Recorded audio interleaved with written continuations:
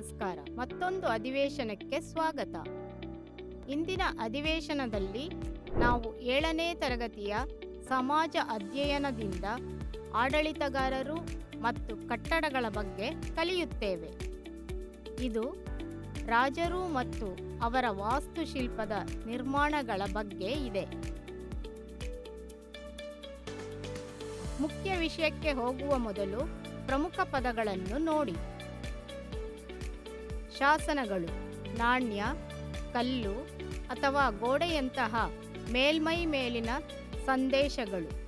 ಸ್ಮಾರಕಗಳು, ಐತಿಹಾಸಿಕ ಪ್ರಾಮುಖ್ಯತೆ ಅಥವಾ ಆಸಕ್ತಿಯ ಕಟ್ಟಡ, ರಚನೆ ಅಥವಾ ಸೈಟ್. ವಾಸ್ತುಶಿಲ್ಪ, ಕಟ್ಟಡಗಳನ್ನು ವಿನ್ಯಾಸಗೊಳಿಸುವ ಮತ್ತು ನಿರ್ಮಿಸುವ ಅಭ್ಯಾಸ. ಪರಿಕಲ್ಪನೆಯ ನಕ್ಷೆಯನ್ನು ನೋಡಿ. ಈ ಅಧಿವೇಶನದಲ್ಲಿ ನಾವು ವಿವರವಾಗಿ ಕಲಿಯುತ್ತಿದ್ದೇವೆ. ಎಂಜಿನಿಯರಿಂಗ್ ಕೌಶಲ್ಯಗಳು ಮತ್ತು ನಿರ್ಮಾಣ. 11ನೇ ಶತಮಾನದ ಆರಂಭದಲ್ಲಿ ದೇವಾಲಯ ನಿರ್ಮಾಣ. ದೇವಾಲಯಗಳು, ಮಸೀದಿಗಳು ಮತ್ತು ಕೆರೆಗಳ ನಿರ್ಮಾಣ. ವಿಜಯನಗರ ಕಾಲದ ಸಾಮ್ರಾಜ್ಯಶಾಹಿ ಶೈಲಿ. ಉದ್ಯಾನವನಗಳು, ಸಮಾಧಿಗಳು ಮತ್ತು ಕೋಟೆಗಳು. 8ನೇ ಶತಮಾನದಿಂದ 18ನೇ ಶತಮಾನದವರೆಗೆ ರಾಜರು ಮತ್ತು ಅಧಿಕಾರಿಗಳು ಸುರಕ್ಷತೆ ಮತ್ತು ಸಾರ್ವಜನಿಕ ಮೆಚ್ಚುಗೆಗಾಗಿ ಕೋಟೆಗಳು, ಅರಮನೆಗಳು, ಸಮಾಧಿಗಳು ಮತ್ತು ದೇವಾಲಯಗಳು, ಮಸೀದಿಗಳು, ಕೆರೆಗಳು, ಬಾವಿಗಳು ಮತ್ತು ಬಜಾರ್ಗಳಂತಹ ಸಾರ್ವಜನಿಕ ರಚನೆಗಳನ್ನು ನಿರ್ಮಿಸಿದರು.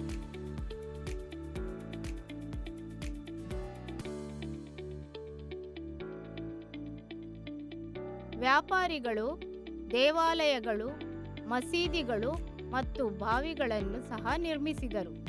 ಆದರೆ ಹವೇಲಿಸ್ ಎಂದು ಕರೆಯಲ್ಪಡುವ ಅವರ ದೊಡ್ಡ ಮನೆಗಳನ್ನು 18ನೇ ಶತಮಾನದಿಂದ ಮಾತ್ರ ಸಂರಕ್ಷಿಸಲಾಗಿದೆ.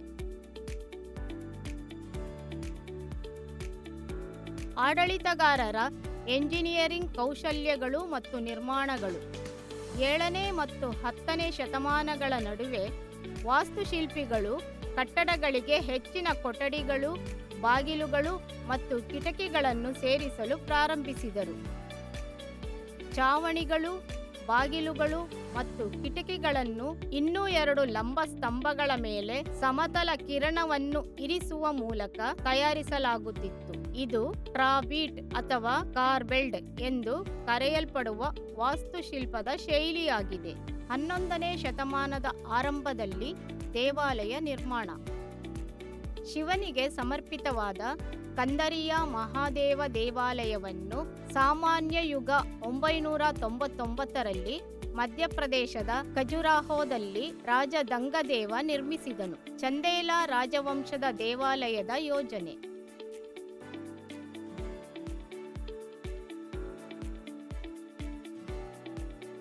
ಅಲಂಕೃತ ಪ್ರವೇಶ ದ್ವಾರವು ಪ್ರವೇಶ ದ್ವಾರಕ್ಕೆ ದಾರಿ ಮಾಡಿಕೊಟ್ಟಿತು ಮತ್ತು ಮುಖ್ಯ ಸಭಾಂಗಣವನ್ನು ಮಹಾಮಂಟಪ ಎಂದು ಕರೆಯಲಾಗುತ್ತಿತ್ತು. ಅಲ್ಲಿ ನೃತ್ಯಗಳನ್ನು ಪ್ರದರ್ಶಿಸಲಾಗುತ್ತಿತ್ತು. ಮುಖ್ಯ ದೇವತೆಯ ಚಿತ್ರವನ್ನು ಮುಖ್ಯ ದೇವಾಲಯದಲ್ಲಿ ಇರಿಸಲಾಗಿತ್ತು. ಇದು ರಾಜ, ಅವನ ಹತ್ತಿರದ ಕುಟುಂಬ ಮತ್ತು ಪುರೋಹಿತರು ಮಾತ್ರ ಸೇರುವ ಪೂಜಾ ಸ್ಥಳವಾಗಿತ್ತು. ಖಜುರಾಹೋ ಸಂಕೀರ್ಣವು ಸಾಮಾನ್ಯ ಜನರು ಪ್ರವೇಶಿಸಲು ಸಾಧ್ಯವಾಗದ ರಾಜ ದೇವಾಲಯಗಳನ್ನು ಹೊಂದಿತ್ತು. ದೇವಾಲಯಗಳನ್ನು ವಿಸ್ತಾರವಾಗಿ ಕೆತ್ತಲಾದ ಶಿಲ್ಪಗಳಿಂದ ಅಲಂಕರಿಸಲಾಗಿತ್ತು. ತಂಜಾವೂರಿನ ರಾಜರಾಜೇಶ್ವರ ದೇವಾಲಯವು ಆ ಕಾಲದ ಅತಿ ಎತ್ತರದ ಶಿಖರವನ್ನು ಹೊಂದಿತ್ತು. ಕ್ರೇನ್ಗಳ ಅನುಪಸ್ಥಿತಿಯಿಂದಾಗಿ ಇದನ್ನು ನಿರ್ಮಿಸುವುದು ಸವಾಲಾಗಿತ್ತು ಮತ್ತು ಶಿಖರದ ಮೇಲ್ಭಾಗಕ್ಕೆ 90 ಟನ್ ಕಲ್ಲುಗಳು ಹಸ್ತಚಾಲಿತವಾಗಿ ಎತ್ತಲು ತುಂಬಾ ಭಾರವಾಗಿದ್ದವು. ಆದ್ದರಿಂದ ಬಿಲ್ಡರ್ಗಳು ಕಲ್ಲುಗಳನ್ನು ಮೇಲ್ಭಾಗಕ್ಕೆ ಸಾಗಿಸಲು ರೋಲರ್ಗಳನ್ನು ಬಳಸಿಕೊಂಡು 4 ಕಿಲೋಮೀಟರ್ ಉದ್ದದ ಇಳಿಜಾರಿನ ಮಾರ್ಗವನ್ನು ರಚಿಸಿದರು.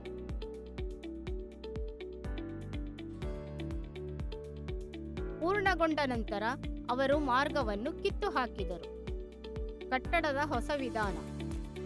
ಬಾಗಿಲುಗಳು ಮತ್ತು ಕಿಟಕಿಗಳ ಮೇಲಿನ ಭಾರವಾದ ಕಟ್ಟಡದ ಭಾಗಗಳನ್ನು ಹೆಚ್ಚಾಗಿ ಕಮಾನುಗಳಿಂದ ಬೆಂಬಲಿಸಲಾಗುತ್ತಿತ್ತು.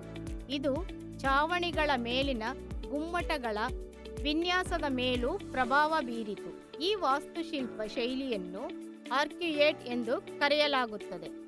ಸಾಮಾನ್ಯ ಯುಗ 1190ರ ನಂತರ ಕಮಾನುಗಳು, ಗುಮ್ಮಟಗಳು ಮತ್ತು ಸುಣ್ಣದ ಕಲ್ಲಿನ ಗಾರೆಯನ್ನು ಸಾಮಾನ್ಯವಾಗಿ ಕಟ್ಟಡಗಳಲ್ಲಿ ಬಳಸಲಾಗುತ್ತಿತ್ತು.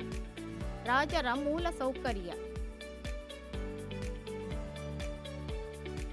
ದೇವಾಲಯಗಳು ಮತ್ತು ಮಸೀದಿಗಳು ಪೂಜಾ ಸ್ಥಳಗಳಾಗಿ ಸೇವೆ ಸಲ್ಲಿಸುವಾಗ ರಾಜನ ಪೋಷಕರ ಸಂಪತ್ತು ಮತ್ತು ಶಕ್ತಿಯನ್ನು ಪ್ರದರ್ಶಿಸಿದವು. ರಾಜರಾಜ ದೇವನು ತನ್ನ ನೆಚ್ಚಿನ ದೇವರಿಗಾಗಿ ರಾಜರಾಜೇಶ್ವರ ದೇವಾಲಯವನ್ನು ನಿರ್ಮಿಸಿದನು. ದೇವರಂತೆ ಕಾಣಲು ಮತ್ತು ಅದೃಷ್ಟವನ್ನು ಆಕರ್ಷಿಸಲು ಇದೇ ರೀತಿಯ ಹೆಸರುಗಳನ್ನು ಆರಿಸಿಕೊಂಡನು. ಸ್ವಯಂಭೂ ಶಿವ ದೇವಾಲಯವನ್ನು ಕೇಂದ್ರೀಕರಿಸಿದ ಕಾಕತೀಯ ರಾಜಧಾನಿ ಓರುಗಲ್ಲು ಆಡಳಿತಗಾರರ ಶಕ್ತಿಯನ್ನು ಪ್ರದರ್ಶಿಸಿತು. ಭವ್ಯ ದೇವಾಲಯಗಳು ರಾಜನ ಸಾಮ್ರಾಜ್ಯದ ಸಂಕೇತವಾಗಿದ್ದವು ಮತ್ತು ಕೋಮು ಪೂಜೆಯು ದೈವಿಕ ಆಡಳಿತವನ್ನು ಎತ್ತಿ ತೋರಿಸಿತು.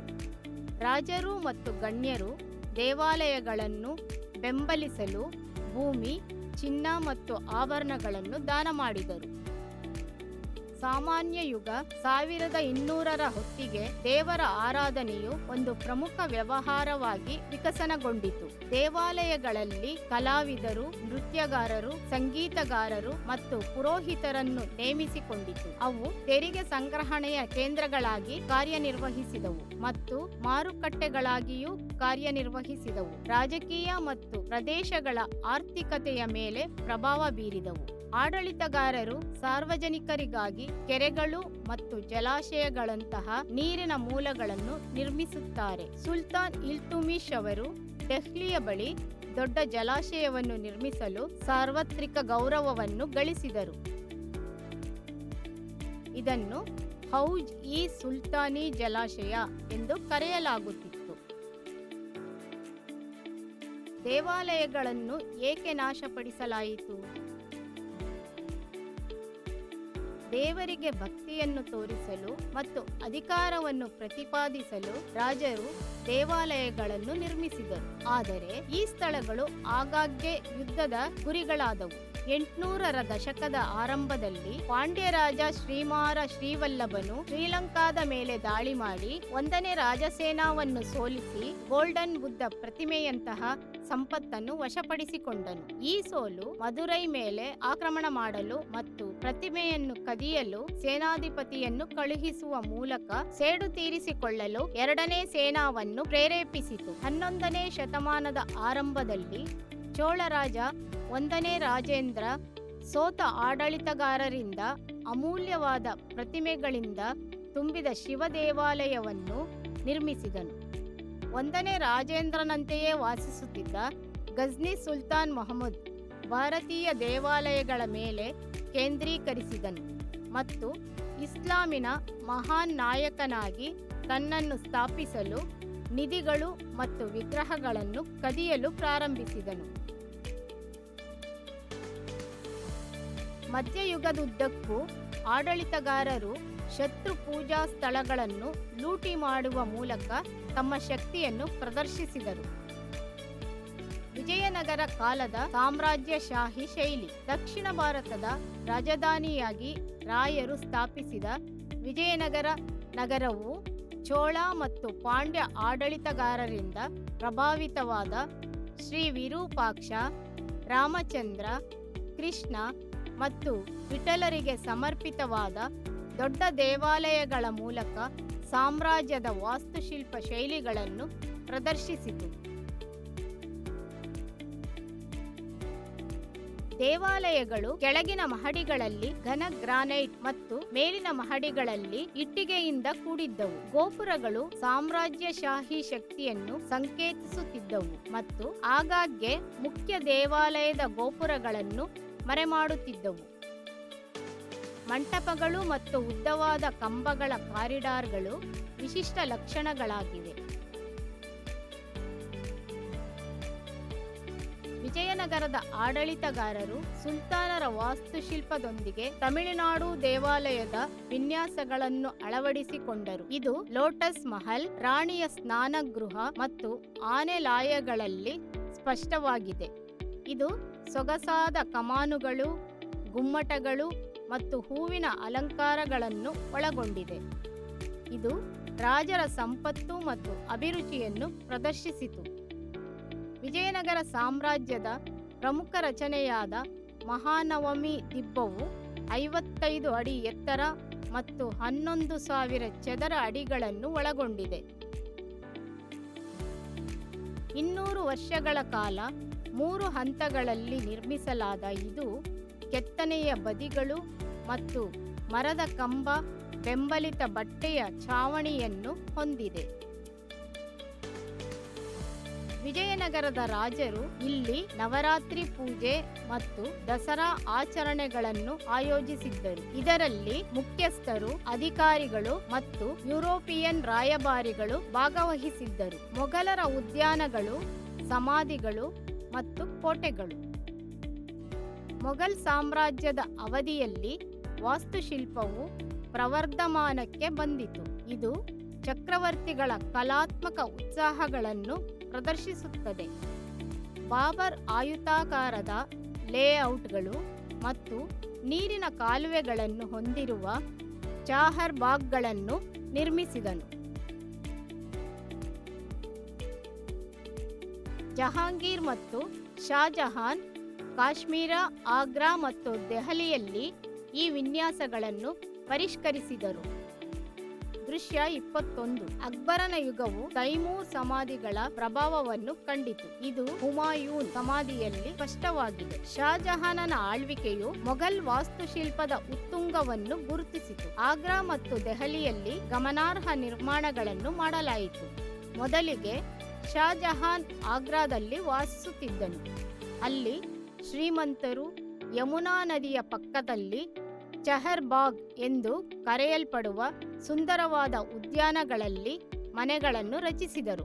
ನಂತರ ಅವರು ಅದೇ ನದಿಯ ಬಳಿ ಇರುವ ಅದ್ಭುತ ಬಿಳಿ ಅಮೃತಶಿಲೆಯ ಸಮಾಧಿಯಾದ ತಾಜ್ ಮಹಲ್ ಅನ್ನು ವಿನ್ಯಾಸಗೊಳಿಸಲು ಈ ಕಲ್ಪನೆಯನ್ನು ಬಳಸಿದರು. ದೃಶ್ಯ 22. ಮೊಘಲರ ಕಾಲದಲ್ಲಿ ಗೋಲ್ಕೊಂಡದ ಕುತುಬ್ ಶಾಹಿ ರಾಜರು ಈಗ ಹೈದರಾಬಾದ್, ಹುಸೇನ್ ಸಾಗರ್ ಸರೋವರ, ಗೋಲ್ಕೊಂಡ ಕೋಟೆ, ನೀರಿನ ಕಾಲುವೆಗಳು ಮತ್ತು ಕಾರಂಜಿಗಳನ್ನು ಹೊಂದಿರುವ ಉದ್ಯಾನಗಳು ಮತ್ತು ಅಲಂಕೃತ ಸಮಾಧಿಗಳಂತಹ ಪ್ರಭಾವಶಾಲಿ ರಚನೆಗಳನ್ನು ನಿರ್ಮಿಸಿದರು. ಪ್ರಸಿದ್ಧ ಚಾರ್ಮಿನಾರ್ ಮತ್ತು ಮೆಕ್ಕಾ ಮಸೀದಿಯನ್ನು ಅವರ ಆಳ್ವಿಕೆಯಲ್ಲಿ ನಿರ್ಮಿಸಲಾಯಿತು. ಅವರು ಪರ್ಷಿಯನ್, ಮೊಘಲ್ ಮತ್ತು ದಕ್ಕನಿ ಶೈಲಿಗಳನ್ನು ಬೆರೆಸಿದರು. ತ್ವರಿತ ಪುನರಾವರ್ತನೆ. ರಚನೆಗಳು ಮತ್ತು ಸ್ಮಾರಕಗಳು ಆಡಳಿತಗಾರ ಎಷ್ಟು ಶಕ್ತಿಶಾಲಿ ಮತ್ತು ಶ್ರೀಮಂತನಾಗಿದ್ದನೆಂದು ತೋರಿಸಿತು. ಇತಿಹಾಸದುದ್ದಕ್ಕೂ ಅನೇಕ ಪ್ರಸಿದ್ಧ ನಾಯಕರು ಪ್ರಭಾವಶಾಲಿ ಸ್ಮಾರಕಗಳು, ದೇವಾಲಯಗಳು ಮತ್ತು ಮಸೀದಿಗಳನ್ನು ನಿರ್ಮಿಸಿದ್ದಾರೆ. ಅದು ಇಂದಿಗೂ ನಿಂತಿದೆ. 7ನೇ ಮತ್ತು 10ನೇ ಶತಮಾನಗಳ ನಡುವೆ ಕಟ್ಟಡಗಳನ್ನು ಹೆಚ್ಚಿನ ಕಿಟಕಿಗಳು, ಬಾಗಿಲುಗಳು ಮತ್ತು ಕೊಠಡಿಗಳೊಂದಿಗೆ ವಿಸ್ತರಿಸಲಾಯಿತು. ಈ ಅವಧಿಯು ಪರ್ಷಿಯನ್ ಮತ್ತು ಭಾರತೀಯ ವಾಸ್ತುಶಿಲ್ಪದ ಶೈಲಿಗಳ ಮಿಶ್ರಣವನ್ನು ಕಂಡಿತು. ವೀಕ್ಷಿಸಿದ್ದಕ್ಕಾಗಿ ಧನ್ಯವಾದಗಳು.